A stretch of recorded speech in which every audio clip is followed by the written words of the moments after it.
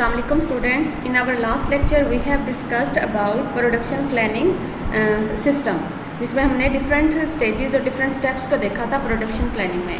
आज हम देखेंगे कि what are the production planning strategies, क्या हमारी स्ट्रेटजीज हो सकती हैं प्रोडक्शन प्लानिंग की, क्या क्या स्ट्रेटजीज हो सकती हैं। Let's discuss each of the strategies one by one. First we will see what are the strategies, production planning strategies. Now let's see what are the production planning strategies. The first is chase strategy, second is level production strategy, and the third strategy is stable workforce, variable work hour strategies. Alright, let's see what is the first strategy, that is chase strategy. Now let's see what is this.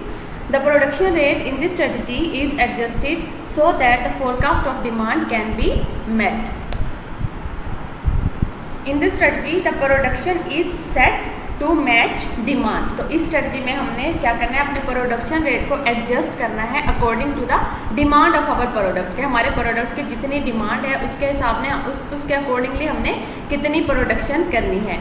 तो how it will be done, this can be done by increasing और decreasing the level of the workforce through hiring and firing. आप इसको किस तरह से आप इस strategy को अप्लाई कर सकते हैं। आप इसमें अगर आपकी फॉर एग्जांपल आपकी प्रोडक्ट की डिमांड जो है वो ज़्यादा हो रही है तो ऑब्वियसली इसके लिए आपको ज़्यादा लेबर की ज़रूरत होगी, तो उसके लिए आप क्या करेंगे, हायरिंग करेंगे, ज़्यादा लेबर्स जो है आप हायर कर सकते हैं, ज़्यादा वर्क फोर्स जो है उसको हायर करेंगे। और इसी तरह से अगर आपकी फॉर एग्जाम्पल डिमांड जो है प्रोडक्ट की डिमांड जो है कम हो रही है तो उससे ऑब्वियसली आपका क्या है, इतने ज़्यादा आपके पास रेवेन्यू जनरेट नहीं हो रहा, तो उसके लिए आप क्या करेंगे, अपने एम्प्लॉयज़ को फायर कर सकते हैं या अपनी लेबर को जो है वो टर्मिनेट कर सकते हैं। अभी देखें आजकल, जैसे हम आजकल के एग्जांपल ले सकते हैं, आजकल क्या आया हुआ है, कोरोना वायरस आया हुआ है जिसने सारी दुनिया को अफेक्ट किया हुआ है, उसकी वजह से हर ऑर्गेनाइजेशन पे इफेक्ट आ रहा है। और अब देखें बहुत सारी ऐसी ऑर्गेनाइजेशन हैं क्योंकि उनके पास उनकी प्रोडक्ट की डिमांड भी इतनी ज़्यादा नहीं है, उनके पास इतना रेवेन्यू जनरेट नहीं हो रहा, तो उसकी वजह से क्या हो रहा है कि वो अपने बहुत सारे एम्प्लॉयज़ को टर्मिनेट कर रहे हैं।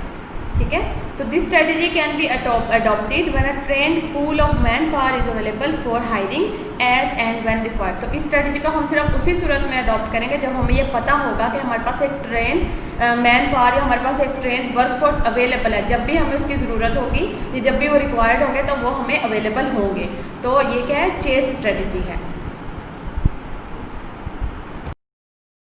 Now the second strategy is level production strategy.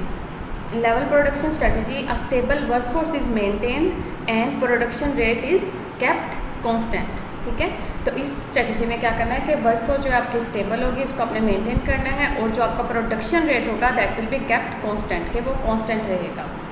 The use of the level strategy means that a company will produce at a constant rate regardless of demand level। आप ये नहीं देखेंगे जैसे कि हमने चेस स्ट्रेटजी में देखा था कि जितनी डिमांड है उसके अकॉर्डिंगली हम प्रोडक्शन रेट जो है उसको एडजस्ट करते थे। इसमें आपने क्या है, प्रोडक्शन रेट जो है उसको आपने कांस्टेंट रखना है। फॉर एग्जांपल आपने क्या किया, आपने कहना है कि आपने फॉर एग्जांपल 10,000 कार्स बनानी है, तो वो क्या आपका प्रोडक्शन रेट जो है वो कांस्टेंट रहेगा, आपने 10,000 कार्स ही बनानी है, और उसके लिए ऑब्वियसली आपने क्या एक स्टेबल वर्कफोर्स जो है उसको मेंटेन करेंगे। The workforce is based on the total demand of the planning period and shortfalls are carried forward as back orders while surplus are carried forward as inventories। ठीक है, तो इसमें जो वर्कफोर्स है ऑब्वियसली आपने देखना है कि टोटल जो फॉर एग्जांपल अगर आपने 10,000 कार्स जो हैं वो बनानी है, प्रोड्यूस करनी है फॉर एग्जांपल नेक्स्ट 6 मंथ में या नेक्स्ट 1 ईयर में, तो उसके हिसाब से आपने एक स्टेबल वर्कफोर्स बनानी है कि ये वर्कफोर्स होगी, ये एम्प्लॉयज़ होंगे या ये लेबर होगी, ये काम करेगी। और इसमें अगर फॉर एग्जांपल शॉर्टफॉल अगर आपका आ रहा है, फॉर एग्जांपल आपने 10,000 कार्स बनानी थी लेकिन आपने क्या किया 9,000 जो है प्रोड्यूस किया, तो शॉर्टफॉल कितना आ रहा है 1,000 कार्स का। तो उन जो आपके शॉर्टफॉल है उसको आप क्या कर देंगे, एज अ बैक ऑर्डर उसका आप रख लेंगे।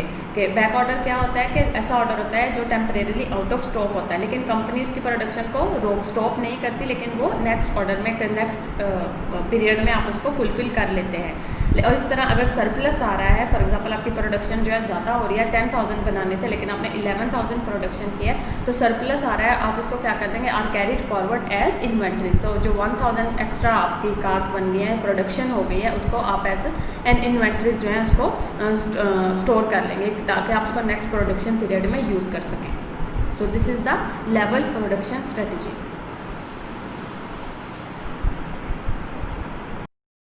Now the last and the third production planning strategy is stable workforce, variable work hours. अब देखिए इसके नेम से ही पता चला है कि वर्कफोर्स क्या है, वो स्टेबल होगी, लेकिन जो वर्किंग आवर्स होंगे वो वेरी करेंगे, that will be variable.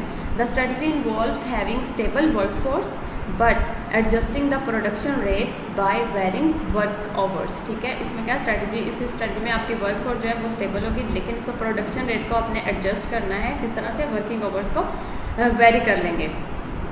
For example देखें, shortfalls can be made through working over time and during slack periods the workforce can be under utilized. अब देखें प्रोडक्शन रेट को आपने किस तरह से एडजस्ट करना है। फॉर एग्जांपल अगर आपकी डिमांड ज़्यादा है प्रोडक्ट की, तो आपने क्या, आपकी ज़्यादा प्रोडक्शन करेंगे, तो उसके लिए क्या करेंगे, आपकी वर्कफोर्स तो स्टेबल है कि अगर आपने 10,000 कार्स बनानी है, उसके लिए आपने 100 या 200 एम्प्लॉयज़ रखे हुए हैं, उनको ही आपने मेंटेन रखना है। तो उसके क्या है, अगर आपने ज़्यादा कार्स बनानी है तो फिर क्या है, आप उसके अकॉर्डिंगली उनके वर्किंग आवर्स को वेरी कर देंगे। मतलब अगर कोई शॉर्टफॉल आ रहा है, फॉर एग्जांपल आपकी प्रोडक्शन जो कम हो रही है, तो उसके लिए क्या करेंगे, आपकी जो वर्कफोर्स है, जो लोग काम कर रहे हैं, आप उन्हें कहेंगे कि वो ओवर टाइम लगाएं, ठीक है, ताकि आप अपनी डिमांड को मीट कर सकें।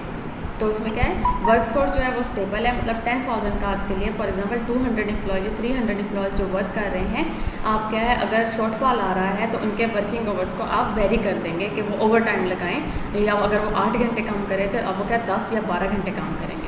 और अगर स्लैक पीरियड है, what is slack period? Slack period is one in which there is not much work और एक्टिविटी। स्लैक पीरियड क्या है, ऐसा पीरियड भी होता है समटाइम्स जब आपके पास ज़्यादा करने के लिए काम नहीं होता या कोई एक्टिविटी ज़्यादा नहीं होती, जैसे कि आपको पता है आजकल कोरोना वायरस की वजह से ये क्या है, एक स्लैक पीरियड हम इसको कह सकते हैं, क्योंकि इसमें हमारे पास ज़्यादा मतलब इतना ज़्यादा वर्क नहीं है, ज़्यादा एक्टिविटीज़ नहीं है। तो इसमें क्या होता है, the workforce can be under utilize, मतलब इसमें जो वर्कफोर्स है, अगर फॉर एग्जांपल अगर पहले आपकी एम्प्लॉयज़ जो हैं वो 8 घंटे काम कर रहे थे, अब क्या है, स्लैक पीरियड्स में अपने अंडर यूटिलाइज कर देते हैं। फॉर एग्जांपल आपको क्या है, 6 घंटे वर्क करेंगे या 4 घंटे वर्क कर लेंगे। So this is the stable workforce variable working hour strategy. Besides these strategies, we may even subcontract work when required. Now, what is subcontracting? Subcontracting क्या है, employ a firm or person outside one's company to do work as a part of a larger project. ठीक है, जैसे कि construction companies होते हैं, क्या होता है, सब कॉन्ट्रैक्टिंग करती हैं। ठीक है, तो this can be done only when the quality of the work produced by subcontractor is acceptable and reliable. आप तभी सब कॉन्ट्रैक्टिंग करेंगे जब आपको ये पता होगा कि जो आपका सब कॉन्ट्रैक्टर्स का जो वर्क की क्वालिटी है वो एक्सेप्टेबल है और रिलायबल है। इसके अलावा आपके पास दूसरा ऑप्शन क्या हो सकता है, part time workers can also be employed. ठीक है,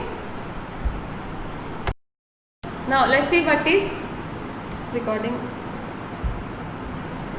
Now let's see what is pure versus mixed strategy. What is a single when a single strategy is used, it is called a pure strategy. जब आप single strategy apply करेंगे तो आप उसको कहेंगे pure strategy, and when more than one strategy is used, it is called mixed strategy. जब एक से ज़्यादा strategy आप जो है यूज़ कर रहे हैं तो आप उसको क्या कहेंगे, mixed strategy.